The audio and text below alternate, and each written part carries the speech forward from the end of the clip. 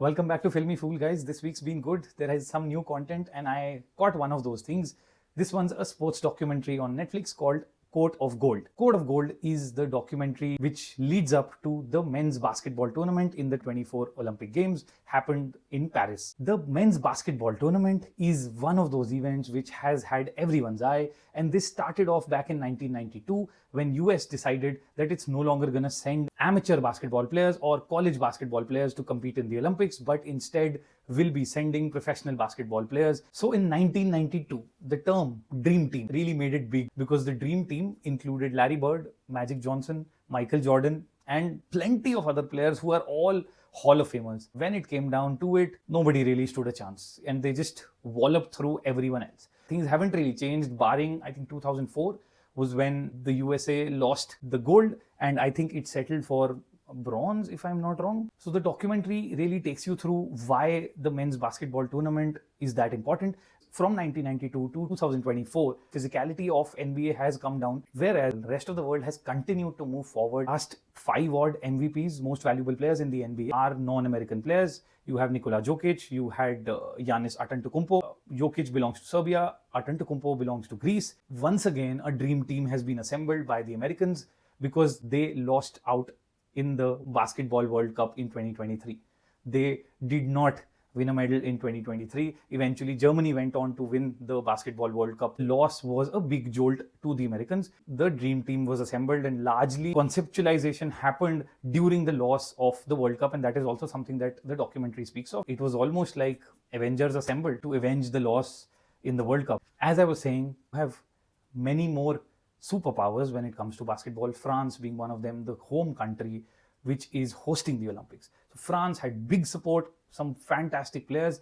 You also had Greece, Serbia, Australia, Canada, Germany, obviously, can't forget Germany, world champions. This was the first time that you had almost 4 or 5 teams vying to be contenders, and that is why the Avengers were assembled. What I loved, the behind the scenes action that you got to see. I am a basketball fan, if you've not realized that by now, and I loved the background storytelling to what was going on the court. Also loved the players talking about what was going through their mind during that time. But what I would have loved even more would have been some more storytelling about why it was such a big deal. They have almost been unbeaten. Rivalries that everybody has, and how everybody really wants to beat the Americans. And why is it so? It's almost like the memory of Miracle on Ice, which if you type in Google Miracle on Ice, you're going to get the 1980 Winter Olympics, where after 20 years of being unbeaten, the USSR was beaten by America in ice hockey. A lot of Chakde is from Disney's Miracle. And you can type Miracle on Ice on Google, just those 3 words, Miracle on Ice, to know what I'm talking about. Sorry about going on a tangent, but I'm not capable of talking about sports documentaries or sports-based films without mentioning Miracle just once at least. Back to the Court of Gold. The 6 episodes are really beautifully crafted, especially the last 2. I would have liked a little bit more in-game action in the first 4 episodes as well, or I think the first 3 episodes, 4, 5 and 6 still have plenty of game action, and 5 and 6 definitely. Episodes 1 to 3, it would have been nice to have a little bit more in-game action included as part of this, because these were all build-ups to what was going on and how it was gonna get down. When it comes to things that matter, episode 4, 5 and 6, just the beauty of competitive sport, the beauty of representing your country, and the beauty of athletes at their peak, some actually at the fag end of their career, and yet finding it in them somehow, the will and the caliber to just peak one more time. If you do not know who Steph Curry is, if you do not know what he's capable of, all you need to do is watch episode 5 and episode 6 to know who Stephen Waddle Curry is. He is the greatest shooter in basketball history, no questions asked. He is one of the greatest players that we have ever seen. He is possibly the most influential player in basketball in the last 25 years. He has actually changed the way the sport is played. Him, along with Golden State Warriors, have actually changed the way the sport is played. For me, he is one of the greatest of all time, right up there with Michael Jordan, Kobe Bryant, and possibly LeBron James as well. Yeah, Stephen Curry on song, I would take any day over anybody else.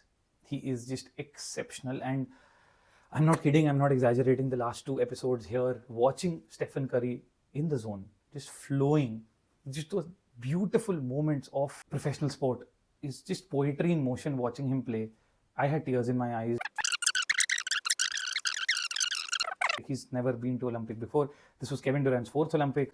I think I'm just blabbering sports stats now. It's not really a review. Coat of Gold. I loved the behind the scenes action. I love the emotion attached to it. I loved how everybody wanted to beat the Americans, and I really loved how Stephen Wardle Curry came to the party.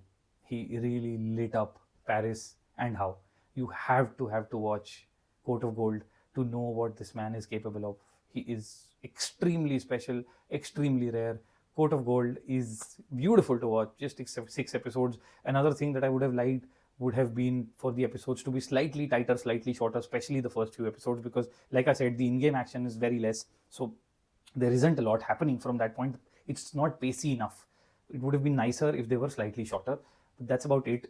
If you're remotely interested in sports documentaries, you should be watching Coat of Gold.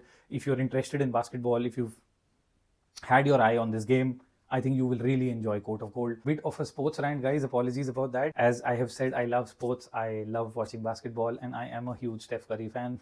No points for guessing. So Coat of Gold was great. This is Filmy Fool. Keep watching, like, share, and subscribe. I will be back with another recommendation very, very soon. Till then, take care.